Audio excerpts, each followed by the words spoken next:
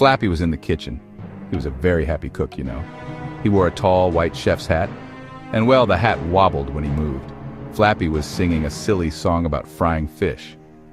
"Oh, I fry the fish, the yummy, yummy fish," he sang loudly. He opened the big, cold refrigerator to get the catfish. He looked inside. He looked on the top shelf. He looked on the bottom shelf. His happy song stopped.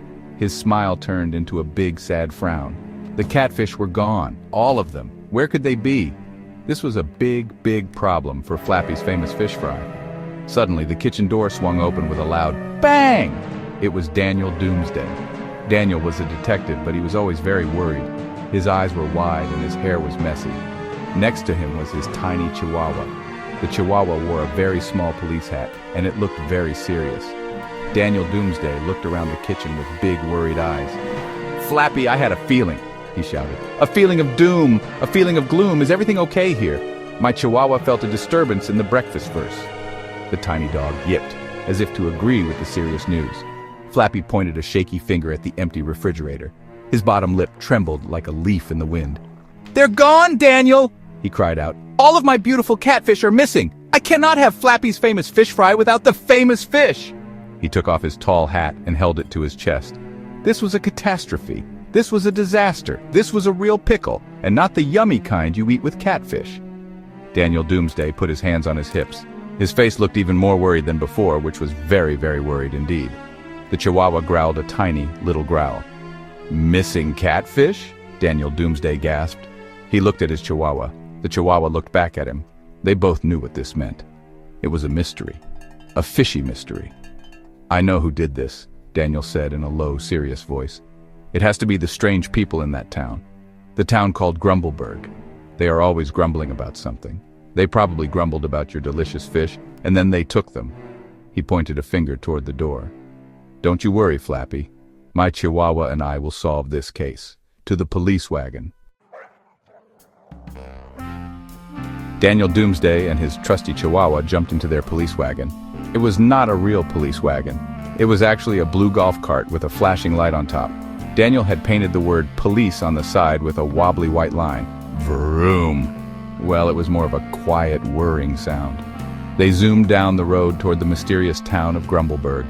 The wind blew through Daniel's messy hair. The Chihuahua's ears flapped in the breeze.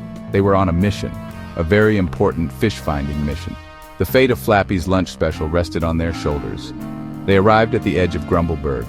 The town was very, very quiet, too quiet. There were no cars driving, there were no people walking, there were no birds singing. It was like the whole town was holding its breath. Daniel parked the police wagon golf cart next to a big wooden sign. He and the Chihuahua got out to read it. The sign was new. It had big, fancy letters painted on it. Daniel squinted his eyes and read the words out loud. He read them slowly and carefully, because this was a clue. A very important clue in the case. The sign said, "The Catfish King has rescued his loyal subjects. No more frying for our finned friends. Long live the king." Daniel Doomsday was shocked. The Catfish King? Who was the Catfish King? This mystery was getting deeper and deeper. It was like a very deep swimming pool, but full of questions instead of water. He looked at his Chihuahua. The Chihuahua tilted its little head. It did not know who the Catfish King was either. This was a job for a real detective. A detective who was not afraid of kings or catfish. Daniel decided to explore the spooky, quiet town. He tiptoed down the main street. His Chihuahua tiptoed right behind him.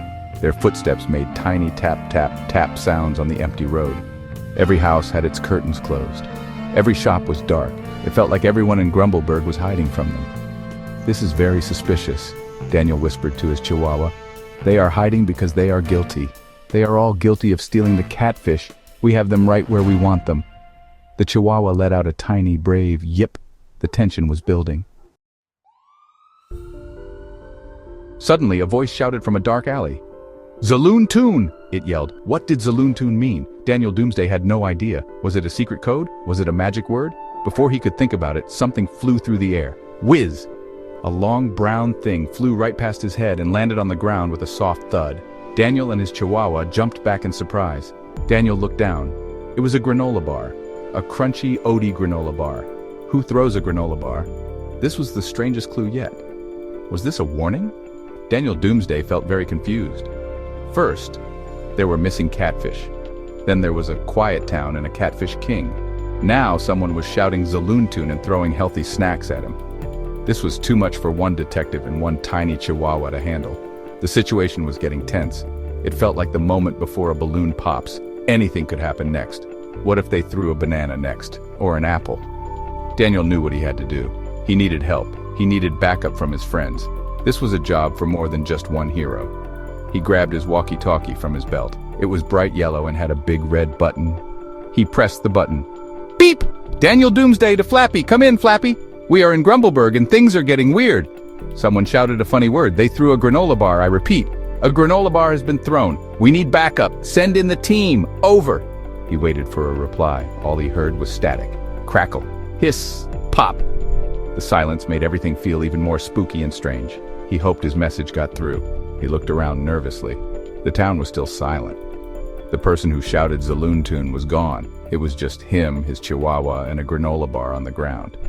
Daniel picked up the granola bar and looked at it. It was the oats and honey kind. This was not a clue he understood at all. This is a very tricky case, my friend, he said to his chihuahua. The chihuahua shivered a little bit. It was probably from all the excitement and mystery. Or maybe it just wanted a bite of the granola bar. Being a detective was hard work. Just when Daniel thought they were all alone, he heard a rustling sound. It came from the woods at the edge of town. "Who's there?" he called out, trying to sound brave. "Show yourself!" The rustling got louder and louder. Two figures stumbled out from behind a big oak tree. It was Flappy, the cook, and next to him was a man with a very confused look on his face. The man was wearing a makeshift crown made of leaves and twigs. It was Stanley. Stanley was a nice man, but sometimes he got very mixed up. He was also holding an empty net. "Flappy! Stanley!" Daniel Doomsday shouted with relief. "You got my call for backup!"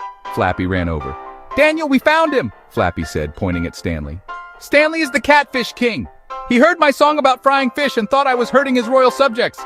He took all the catfish from the refrigerator and rescued them by letting them go in the forest creek." Stanley smiled proudly and shouted, "Zaloon Tune!" Daniel's eyes went wide. "That was you? You threw the granola bar?" Stanley nodded happily. "A gift for a friend," he said. Now everyone was back at Flappy's restaurant. The catfish were gone forever, swimming freely in the creek, but everyone was safe. The mystery was solved. Flappy decided to make pancakes instead.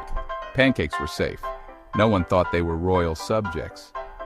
Daniel Doomsday explained the whole adventure to his chihuahua, who was now asleep on a chair. He described the quiet town, the strange sign, and the flying granola bar.